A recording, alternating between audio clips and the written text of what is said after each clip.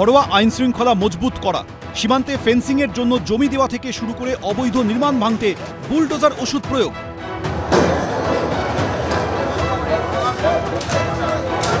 কোনো কিছুই বাদ দিচ্ছে না নতুন সরকার। এই আবহেই সরকারি অফিসে হাজিরা নিয়েও কড়াকড়ি শুরু করলেন নতুন মুখ্যমন্ত্রী। আমরা 10টা-15 মধ্যে এসে যাচ্ছি। ঠিক আছে, একদম ঠিক, একদমই ঠিক। এতদিন নিয়ম ছিল, কিন্তু অভিযোগ তা শুধুই খাতায় কলমে। কেউ মানতেন, কেউ মানতেন না। কেউ দেরিতে ঢুকতেন, আগে বেরোতেন, আবার কেউ টাইমে ঢুকলেও বেরোতেন আগে আগে। সরকারি অফিসগুলির কর্মসংস্কৃতির হাল ফেরাতে এবার কর্মীদের হাজিরা নিয়েও শুরু হলো কড়াকড়ি। 10টা-15-র মধ্যে ঢুকতেই হবে অফিসে, আর বিকেল 5টা-15-র আগে অফিস থেকে বেরোনো যাবে না। নিয়মটা ভালোই তো। হ্যাঁ, খুব ভালো। আমরা তো চাই এটা হোক। হ্যাঁ, ঠিকই আছে, হোক, টাইম ঠিকই আছে, আমরা তো চাই।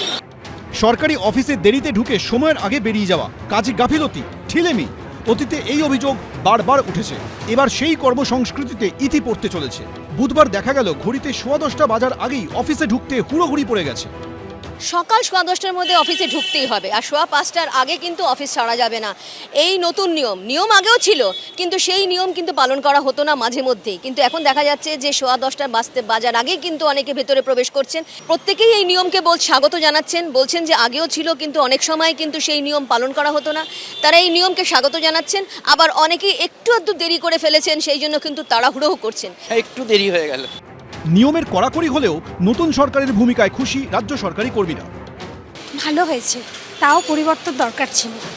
একদম আমরা পক্ষে ভোট দিয়েছি, নাহলে আমাদের খুব অসুবিধা হচ্ছিল। অফিসে আমরা কোনো কথা বলতে পারতাম না, অফিসে আমাদের সবাই ভয়ে ভয়ে থাকতে হতো, ওখানে নাহলে ট্রান্সফার হয়ে যাবে। সরকার বদলের পর সরকারি অফিসের কর্মসংস্কৃতিতে বদল আসে কিনা সেটাই এখন দেখার। রুমাপালের রিপোর্ট, এবিপি আনন্দ। অন্য রাজ্যে পাঠানোর ক্ষেত্রে বিশেষ করে আলু চাষি, আলু ব্যবসায়ীদের যে যন্ত্রণা আগে সরকার দিয়েছেন, আমরা সেটা আজ থেকে বন্ধ করলাম। নবান্নে নতুন সরকারের প্রশাসনিক বৈঠক, আর সেই বৈঠক থেকে কৃষক ও কৃষিজ পণ্য নিয়ে একাধিক গুরুত্বপূর্ণ সিদ্ধান্ত নিল শুভেন্দু অধিকারীর সরকার। আলু সহ অন্যান্য কৃষিজ পণ্য অন্য রাজ্যে পাঠানোর ক্ষেত্রে তৃণমূল সরকার যে বিধিনিষেধ আরোপ করেছিল, সেই নিষেধাজ্ঞা এবার তুলে নেওয়া হলো। রাজ্য সরকারের তরফে বিজ্ঞপ্তি প্রকাশ করে বলা হয়েছে, কৃষক, ব্যবসায়ী এবং সাধারণ মানুষের স্বার্থে আন্তঃরাজ্য কৃষি পণ্যের অবাধ এবং নির্বিঘ্ন পরিবহন নিশ্চিত করতে রাজ্য সরকার প্রতিশ্রুতিবদ্ধ। কোন ইন্টারস্টেট বর্ডারে ল এনফোর্সিং অথরিটি কোন ফার্মার্স এবং কৃষিজ ফসল বা প্রাণী সম্পদ উৎপাদনকারীদেরকে কেউ হয়রানি করতে পারবে না। পুলিশ হতে পারে, এনফোর্সমেন্ট ব্রাঞ্চ হতে পারে এবং অন্যান্য ল এনফোর্সিং অথরিটি হতে পারে। গত কয়েক বছর ধরে আগের সরকার আলু চাষিদের উপরে অত্যাচার করেছেন। আলু চাষি, আলু ব্যবসায়ীদের যে যন্ত্রণা আগের সরকার দিয়েছেন, আমরা সেটা আজ থেকে বন্ধ করলাম। রাজ্য সরকারের এই সিদ্ধান্তে খুশি কৃষকরা।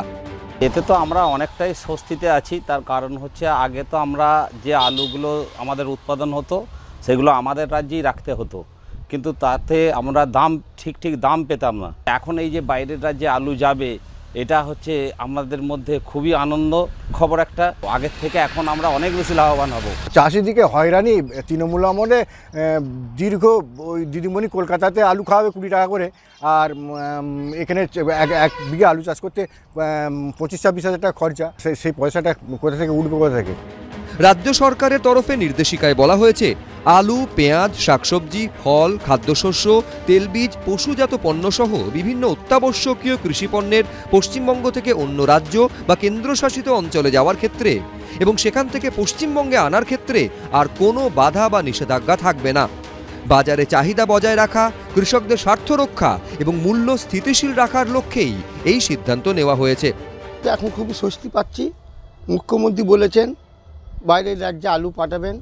এখন আগের মুখ্যমন্ত্রী যেসব আলু রাজ্যে পাঠাতো না, তার জন্য আমাদের তো প্রচুর ক্ষতি, এবং আলু চাষ এবছর আমাদের যা ক্ষতির মুখে পড়তে হয়েছে, আমরা চাষিরা খুবই ক্ষতির মুখে পড়েছি। সরকার কালো আইন জারি করেছে সাধারণ খেটে খাওয়া মানুষকে শোষণ করার জন্য। তার জবাব এই 26-এর ইলেকশনে সাধারণ খেটে খাওয়া কৃষক মানুষ তার দুহাত ভরে তার জাজমেন্ট দিয়েছে। আলু চাষটার উপরই একটা মানে ধ্বংস করে দিয়েছে বিগত সরকার, তৃণমূল সরকার। আমরা এতে খুব সাধুবাদ জানাচ্ছি সরকারকে। রাজ্যের সীমানা এলাকায় কর্মরত আধিকারিক এবং সংশ্লিষ্ট সংস্থাগুলিকে রাজ্য সরকারের এই নির্দেশিকা কঠোরভাবে কার্যকর করার নির্দেশ দেওয়া হয়েছে। রুমা পাল, বাপন সাঁতরা, এবিপি আনন্দ। এবিপি আনন্দ, এগিয়ে থাকে, এগিয়ে রাখে।